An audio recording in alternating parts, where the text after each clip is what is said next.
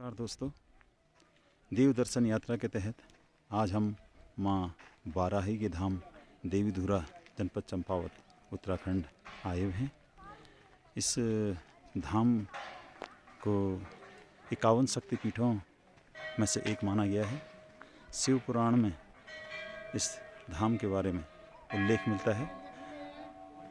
यह बताया गया है शिव पुराण में कि माँ सती भगवान शंकर के अपमान से दुखी होकर योग अग्नि में स्वयं सशरीर अपने आप को भस्म कर दिया गया था, अर्थात उन्होंने अपने आप को जला लिया गया था, जिससे क्रोधित होकर विचलित होकर भगवान शिव उनके जले हुए शरीर को लेकर पूरे ब्रह्मांड में घूमने लगे।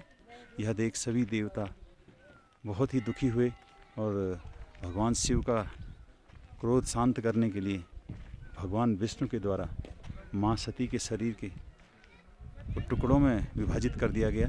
जहाँ जहाँ पर माँ सती के अंग गिरे उन अंगों को शक्तिपीठ की मान्यता दी गई।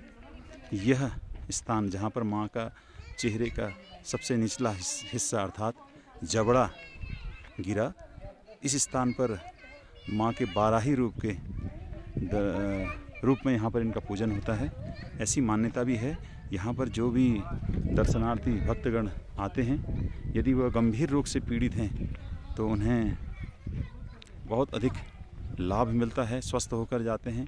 यदि नेत्र रोग से पीड़ित हैं, ऐसी मान्यता है कि उनकी नेत्र ज्योति पुनः वापस होती है और उनकी आँखों में रोशनी आती है। अभी मैं आपको यहाँ का विहंगम दृश्य दिखा रहा हूँ। यहाँ पर ये बहुत बड़ी धर्मशाला बनी हुई है और एक मान्यता बहुत गजब की है यहाँ पर कि रक्षाबंधन के दिन यहाँ पर पाषाण युद्ध प्राचीन काल से चला आ रहा है। वर्तमान में भी यह परंपरा कायम है।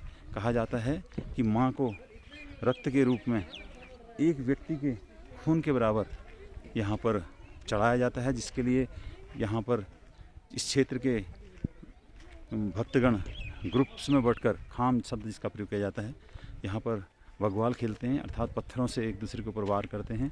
भक्तों को जो यहाँ पर चोट लगती है, रक्त जो प्रभावित होता है उनके शरीर से गिरता है, वही माँ के लिए एक भेंट स्वरूप प्रस्तुत किया जाता है और शुभ माना जाता है। ऐसी मान्यता है कि जो भी भक्तगण उस बग्वाल में चोटिल होते हैं, किसी की भी यहाँ पर मृत्यु नहीं होती है और किसी भी प्रकार की क्षति उनको नहीं पहुँचती है। और यहाँ यह आस्था का बहुत बड़ा केंद्र है। दूर दूर से लोग उस बग्वाल को देखने आते हैं और माँ के दर्शन करने आते हैं।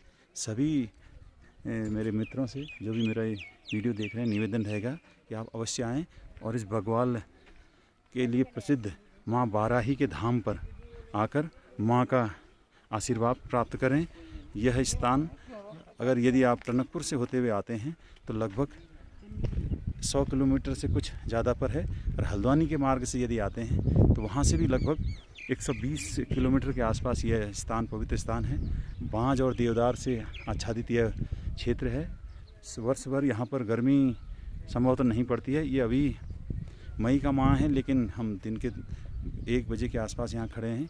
किसी प्रकार की गर्मी यहाँ लग नहीं रही है और ठंडी ठंडी हवाएं चल रही हैं।